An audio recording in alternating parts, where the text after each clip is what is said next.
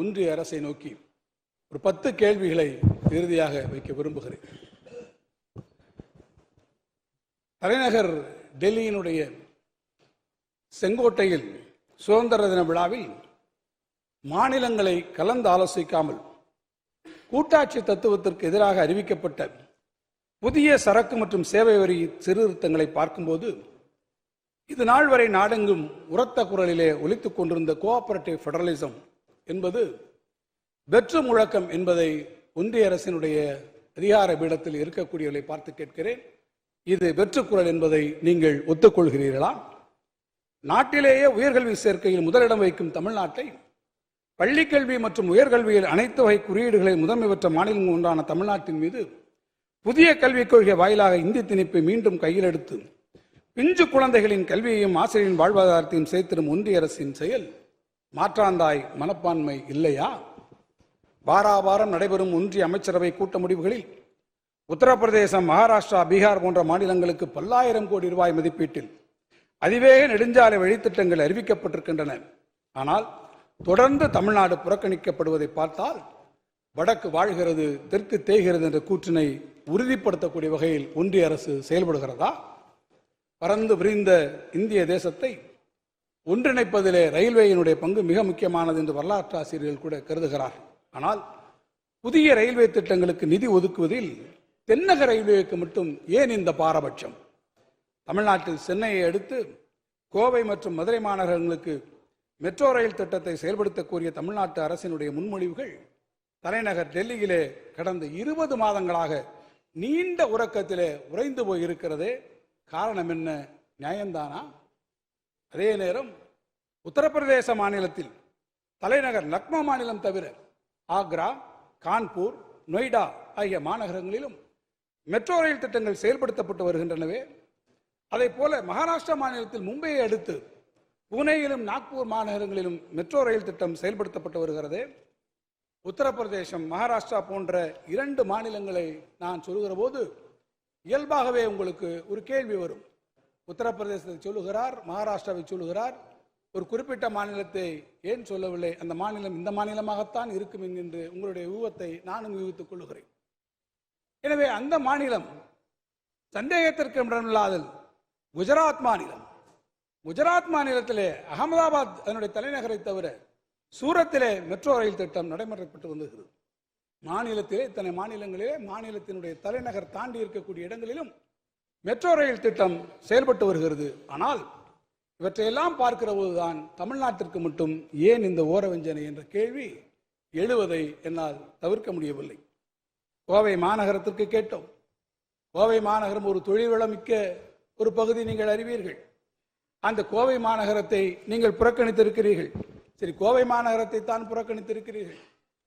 ஆனால் ஆலயம் தொழுவது சாலையும் நன்று என்று சொல்லக்கூடிய அன்னை மீனாட்சி அருள்பாலிக்கக்கூடிய ஆன்மீக தலமாக இருக்கிறதே மதுரை எம்பதி, சங்கம் வளர்த்த மதுரை, இறையனாரும் முருகன்வேலும் இருந்து சங்கம் வளர்த்திருக்கக்கூடிய அந்த மதுரை எம்பதி ஆன்மீக திருத்தமாக அன்னை மீனாட்சியினுடைய அருள்பாலிக்கும் தலமாக இருக்கக்கூடிய அந்த இடத்திற்கு, மதுரைக்கு கூட நீங்கள் மெட்ரோ ரயிலை தருவதற்கு மறுக்கிறீர்களே.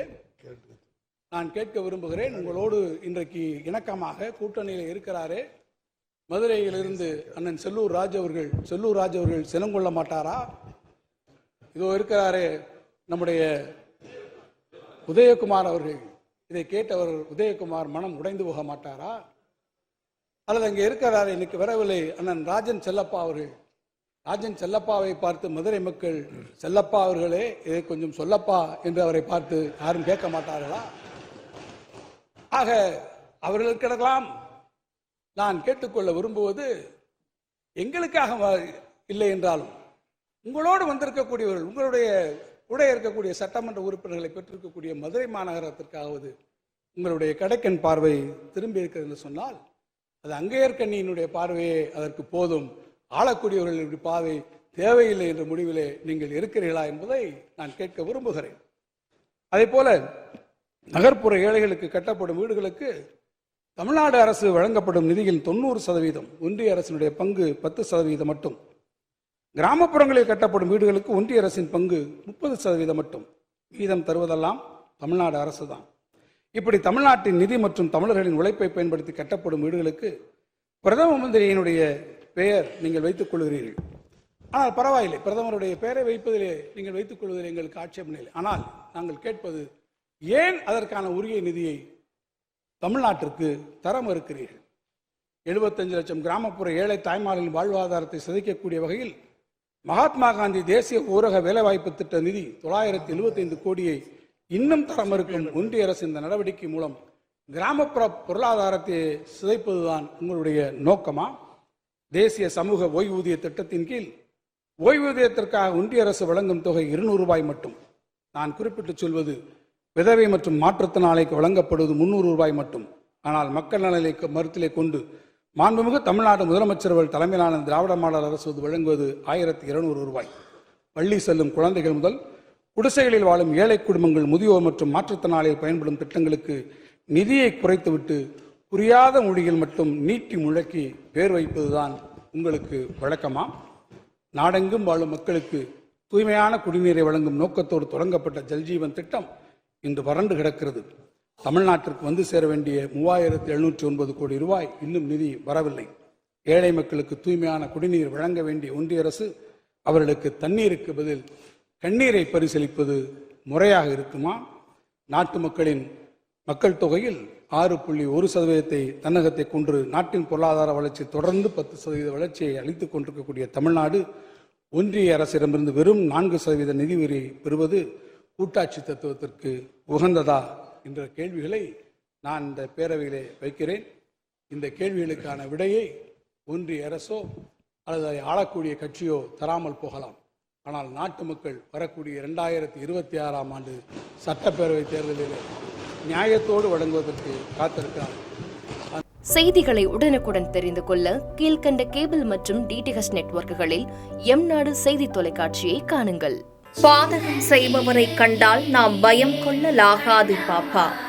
மோதி மிதித்து விடு பாப்பா, அவர் முகத்தில் உமிழ்ந்து விடு பாப்பா. அண்மை செய்திகளை உடனுக்குடன் தெரிந்து கொள்ள இணைந்திருங்கள் எம்நாடு தொலைக்காட்சியுடன்.